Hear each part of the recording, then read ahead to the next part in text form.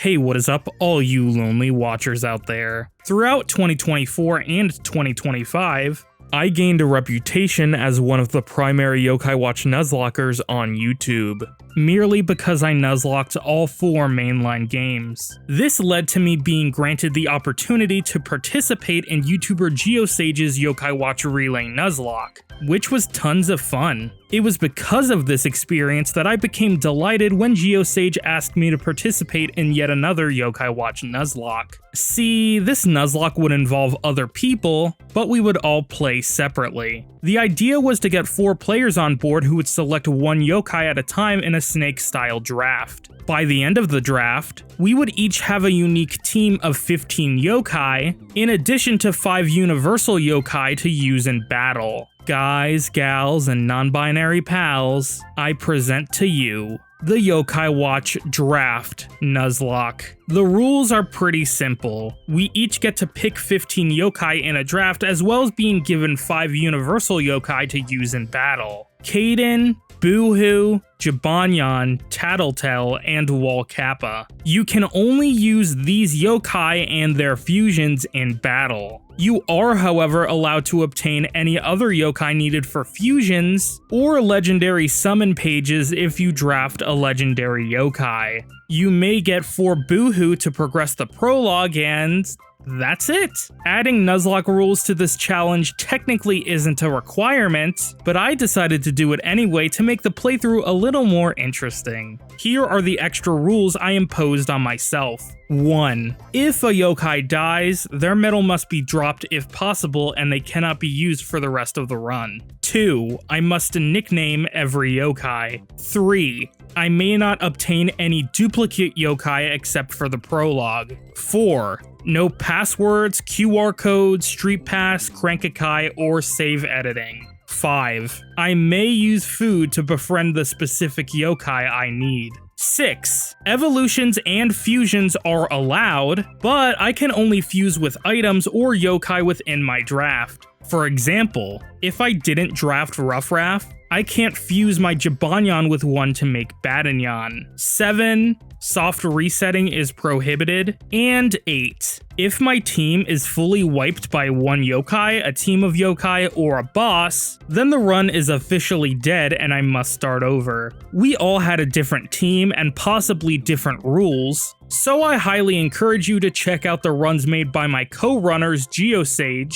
Cobalt Orochi, and Reez Razz. Their videos may not be uploaded at the same time as this one, so I will update the description whenever they are. Without further ado, let's take a look at my draft. Yeah, this is horrible. I mean, I got some strong offensive and defensive picks like Shogunyan, B3NK1, Copperlead, Beetler, but where are the healers? I'm not gonna lie. We did this draft during finals week right after I got out of a heavy final with basically no sleep the night before, so I was not in a great headspace. I don't even remember what Team Fubuki Neutral even means. That's how mush my brain was at the time. It took me way too long to realize I had no healers before panic picking Ol Fortune, since he was the closest thing to a healer left for grabs. This means my only true healer was Tattletale, and if I lost her, I'd be screwed. That probably won't happen. Old Tattletale has never proven me wrong. We'll be fine. I usually go through all the story beats when doing these challenges, but you know how Yokai Watch 1 goes by now. So let's get straight into the pain. I picked up the obligatory OJ Simp and Edward before deciding it would be more appropriate to grab 3 Cough Cough for my prologue yokai, which I did. Totally didn't forget about the Boohoo rule or anything.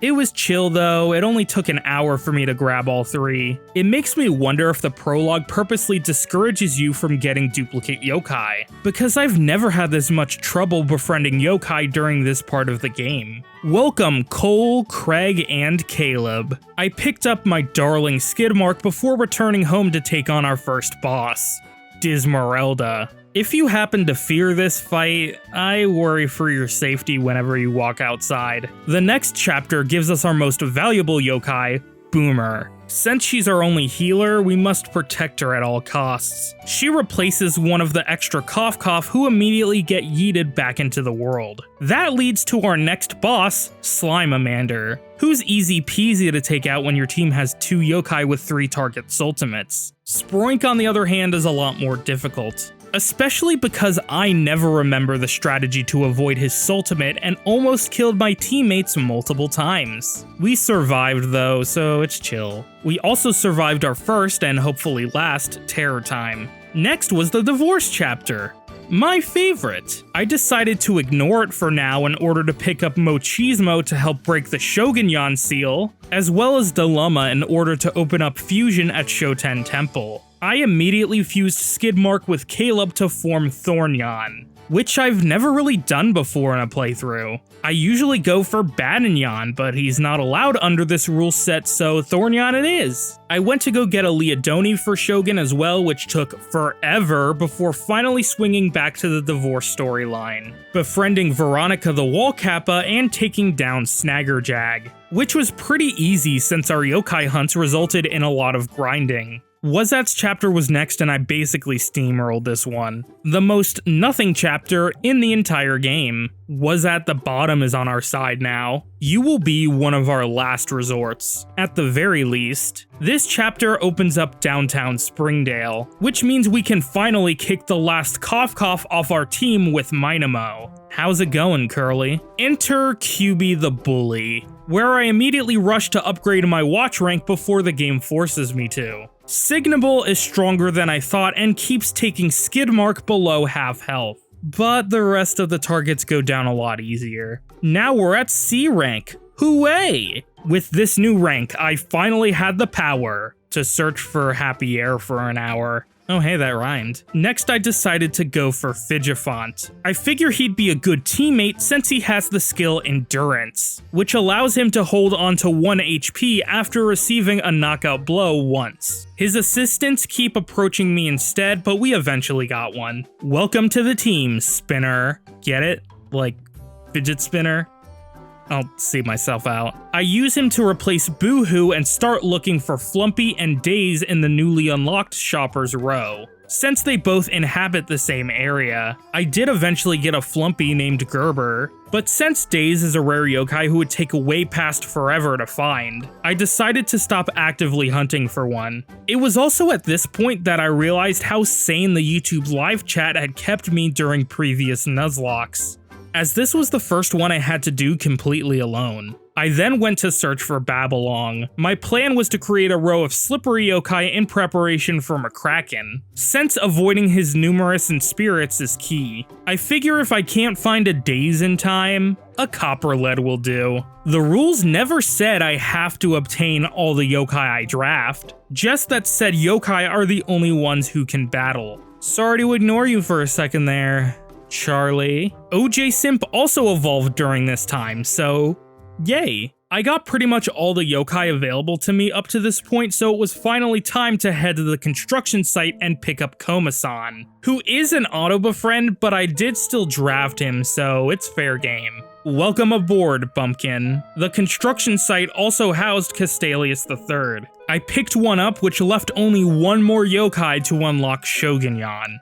Draggy. So basically, no more hunting since Draggy is a story befriend. I ended up putting Bumpkin on the team right before taking on Massiface, and he did not disappoint. I immediately crushed the B rank quest and started searching for Beetler in the trees for an hour and a half before giving up on the idea. Again, I'm not required to befriend every yokai I drafted, but they're nice to have in case things start to go south. I knew B3 would be roaming the museum ahead, so I went and picked up stacks of his favorite food, Chinese, before heading to Eddie's house and going through his whole spiel about the museum and the paranormal or whatever. That stuff's not real. I got a B3 early and named him Top, as I wasn't thinking about the implications between him and Wazat at the time. Half the team nearly got wiped out on Phantasmarai, but it's fine. Everything is fine. He can't hurt us now. At least we have Mirapo travel for the rest of the game. Next was the Terran Tutor chapter, where I was able to add Rattel to the roster as Sans Undertale, along with our last resort healer, Luigi the Old Fortune. I searched in this dungeon for a Copperlet for a while because he was shaping up to be one of my biggest assets in the fight against McCracken. I was about to give up for now and return to get him later since I had ran out of seafood. Before that could happen, I encountered one more Copperlet who I fed Chinese food, which apparently was enough for him to want to become friends with me. Oh, Yokai Watch, you never cease to amaze me. And torment me. The name's Blitz. The O is silent. Bye bye, Spinner. Blitz gave us the power we needed to vanquish the most annoying boss in the story. That brings us to Chapter 10. After a quick sawtooth stag hunt, Draggy has finally joined our cause, which means Shogunyan can finally be summoned. Summoning Legendary! Imaginary, incendiary, flip-flop, squiggle, boom, slim, slam, legendary. He's just so cool. Onion is a perfect name for a cat with this much aura. I immediately loaded all the X-Orbs, hidden hints, and soul secrets I had into him and replaced Bumpkin in the back row so he could reap EXP from the final watch upgrade quest. I also grabbed some more Chinese food so I could get a Compunzer ASAP when entering Nocturne Hospital, which, yeah, somehow I immediately befriended the first Compunzer I came across. I named him David, if you know you know, and replaced OJ Simp. Since I can't get a third slippery yokai at this point, Compunzer will do the trick as his skill, hanging in, negates any negative in spirits. This also allowed me to place Boomer within healing range of Onion. Dr. Mataman went out quick with this dream team, leaving only the final chapter on the to-do list. Fighting Venoct was kinda scary, but not a huge deal. Befriending him though and not using him just feels wrong. Too bad Cobalt already snagged him because of course he did. After going through the stupid Grub Snitch dungeon, we make it back to the surface where our one and only healer, Boomer, dies ahead of the first McCracken fight. Oh no. I replaced her with Luigi, our last saving grace, before heading into McCracken. I had to use a lot of food during this fight. I was unable to prevent his final Sultimate, which nearly bodies my team, but I was able to salvage it without losing anyone else. Next was the Slimamander rematch, which wasn't too bad but seemed to last forever. After that, I decided to sell all my unusable items such as medicine and fusion items before heading to Nomburger and buying as many burgers as my pockets could carry. Nom burgers are one of the most cost-effective healing items you can get at this point in the game, and I knew I would need to use a lot of them in the battle ahead. Skidmark, of course, fell when attempting to patch the seals, as I can never seem to bring him to the end of a Nuzlocke. It's like some kind of universal law. I ended up replacing him with Sans purely because she was my highest level yokai who wasn't in use or dead. We got through the other seals fine before moving on to the final boss, and this was a long one. My strategy though? It actually worked. I was able to purify my inspirited yokai in the back while putting my more immune yokai in the front to buy time. I was even able to use the Slippery Unity bonus to protect my most valuable asset, Shogunyan. After the longest 15 minutes of my life, this happened.